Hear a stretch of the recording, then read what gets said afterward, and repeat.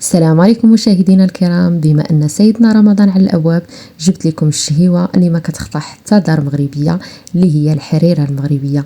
اليوم غادي نحضر معكم الحريره من أ حتى لزد بجميع المراحل ديالها، فبقاو معايا تبعوا الفيديو حتى الاخر. فما تنساوش تسجلوها عندكم، فاكيد غادي نحتاجوها.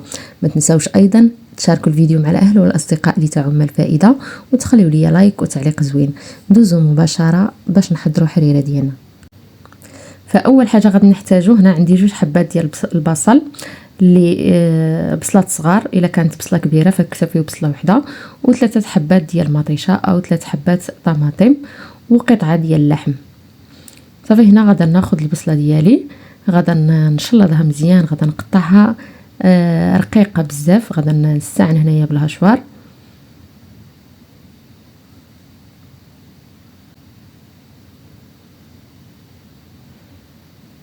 صافي هذه هي البصله ديالي من بعد ما قطعتها مزيان، غادي نديرها في الكوكوت، ونفس الشيء غادي نديرو للطماطم، حتى هي غادي نقطعها قطع اللي ما صغيراش، يعني غير باش تدخل ليا في الهشوار وصافي. ما نساوش نحيدوا لي هذاك الراس الفوقاني. هنا غادي ناخذ طماطم بالقشور ديالها، فما نحتاج نحيد لا قشره لا والو، كتجي لذيذه وكتجي كذلك سهله الحريره ديالنا.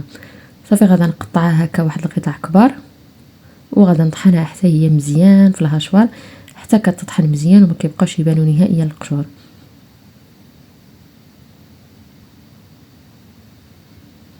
صافي غادي نزيدها حتى هي في الكوكوت مع ديك البصيله، وغادي ندير ديك القطع ديال اللحم، عندي فيها شويه ديال العظم، فاذا كان عندكم غير العظم حتى هو كيطلق ديك البنه ديالو. هنايا عندي كاس ديال الحمص اللي سبق لي وزقته يعني ليله كامله، وكاس ديال العدس اللي حتى هو غسلته مزيان ونقيته. هنا غادي ناخذ الكرافس ديالي وغادي نطحنو حتى هو حتى كيتقطع ليا قطع صغيره جدا.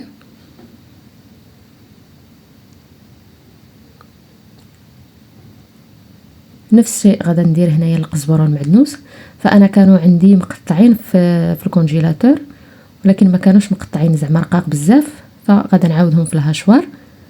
وفي نفس الوقت ملي تيكونوا مجمدين وكتقطعيهم كيتقطعوا بسهوله، ما كيبقاوش يتلصقوا. صافي هنايا درت تقريبا جميع المكونات، مازال ليا غير العطريه. غادي ندير الخرقوم وسكينجبير تقريبا حتى هو واحد المعلقه صغيره، معلقه صغيره تقريبا ديال الابزار، والملح حسب الذوق، واحد شويه ديال زيت المائده، ما نقويوش الزيت بزاف. صافي وغادي نديرها فوق النار حتى كتقلى ليا مزيان جميع العناصر. صافي هنايا من بعد ما تقلات ليا مزيان غادي نزيد الماء المغلي. هنا غادي نزيد يطرو، هنا زدت يطرو ديال الماء، من بعد غادي نزيد نص يطرو ديال الماء. صافي وغادي نسد عليها حتى كتغلى، ما غاداش نسد على الكوكوت، ولكن غادي ندير غير الغطايه ديالها حتى تغلى، عاد ندور الصفاره ديالي ديال الكوكوت ونخليها حتى كطيب. تقريبا كنخليها واحد 20 دقيقه، عاد كنحل عليها. من بعد ما كنحل عليها كندير هنايا واحد 2 معالق ديال الطماطم المركزه، وكنحيد داك اللحيمه اللي عندنا باش نقدروا نحركوا على راحتنا.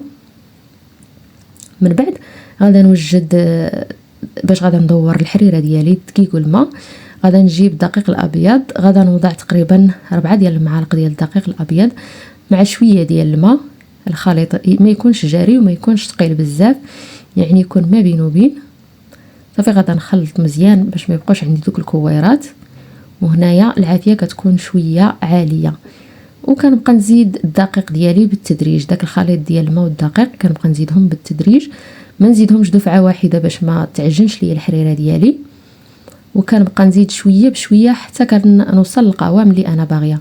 يعني الحريره ما تكونش جاريه وما تكونش ثقيله بزاف تجي معجنه.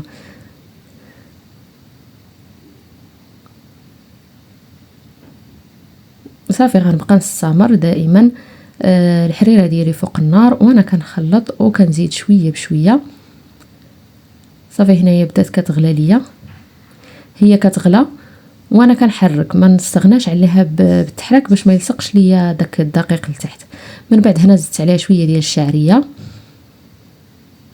الشعريه ديال الحريره ولا الشعريه اللي كنديروا في السفه حتى هي كتجي زوينه. صافي غادي نسد عليها ومره مره غادي نرجع نحركها، كل مره نرجع نحركها كيف قلت لكم ما تغناوش عليها باش ما تلصقش لكم من التحت. صافي كاخر اضافه هنا غادي نضيف واحد شويه ديال المعدنوس اللي قطعته، غادي نضيفه في الاخر كيعطي واحد النسمه زوينه، والمنظر ايضا ما كيبقاش ما كيطيبش بزاف، كيبقى يبان في الحريره، كيعطي واحد المنظر زوين. صافي هنا سديت عليها تقريبا واحد 2 دقائق. صافي وها هي الحريره ديالي واجده، ما بقى ليا الا نقدمها لكم بالصحه والراحه. فكنتمنى تجربوا الطريقه، فهي سهله بزاف، ما تحتاجوا لا تقشروا ولا تحكوا ولا حتى شي حاجه، كلشي كدوزوا في الهشوار وكديروا كلشي دفعه واحده صافي، وكتسدوا عليها حتى كترجعوا تحركوها بالماء والدقيق. كانت هذه هي الحريره ديالنا، فكنتمنى تكون نالت اعجابكم والفيديو كان خفيف ظريف عليكم. فما تنساوش تخلوا لي جيم وتعليق زوين، بارطاجيو مع الاهل والاصدقاء. تلاقاو في فيديو قادم ان شاء الله، الى اللقاء.